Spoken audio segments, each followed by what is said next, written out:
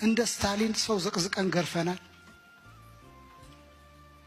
እንደ ሂትለር ዘር ተኮር አጥፍተናል። እንደ ፒኖቼት ሰው አሳደናል። እንደ ጋዳፊ ነው ወይስ እንደ ሳዳም ያልሆን ነው? ሁሉንም እዚህ ሀገር ሞክረናል።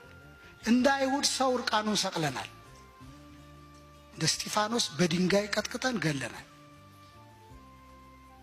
በዚህች ሀገር ያልሞከርነው ነገር የለም። ዝርፊያ እንኳ ቢሆን ሰው ካለው ላይ ይሰርቃል የተወሰነ። እኛ አገሪቱ ያላትን ሰርቀናል።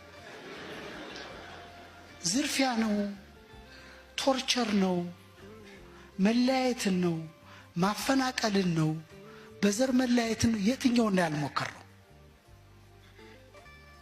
በነገራችን ላይ እነዚህን ሁሉ ብንደምራቸው እንደ ፖለቲካ አስተሳሰብ ቢሆን ኑሮ ኢትዮጵያ መጥፋት የነበረባት አሁን አልነበረም።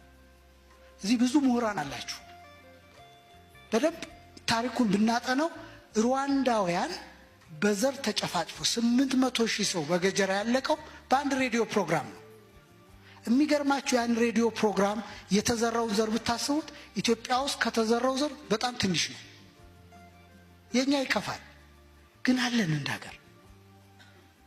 ሶማሌ መንግስት አልባ ሆነ የተበታተነችበትን ኬዝ ብትወስዱ እኛማ ከዛ አልፈን ይደናል። ሶሪያ በርስ በርስ ጦርነት የገባችበትን መነሻውን ኬዝ ብትወስዱ ኢትዮጵያ ውስጥ ከሆነ ያ ጉዳይ ከሆነ ዘመን አልፎታል። ምንድነው ታዲያ አሁን አንድ ላይ ያኖረን?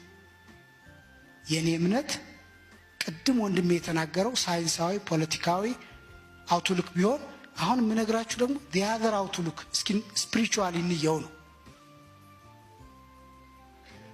በዚህች ሀገር እስካሁን ድረስ ክፋትን ሁሉ አድርገናል።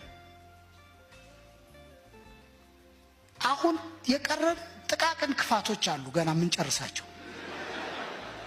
ትንንሽ ዋና ዋናዎቹን አድርገናል። አይ ቲንክ አሁን እንግዲህ ዋና ዋና የሚባል ምንድን ነው? ጅምላ መቃብር አለን።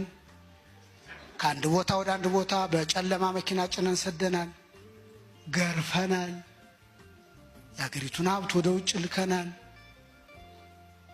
እኛ ሰይጣን በምድር ካስተማረው ክፉ ስራ ያልሞከርነው ምን አለ?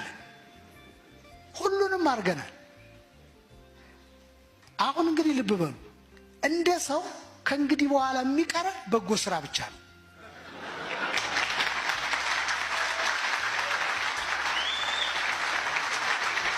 ለዚህ ነው መጪው ዘመን ለኢትዮጵያ ብሩህ ነው።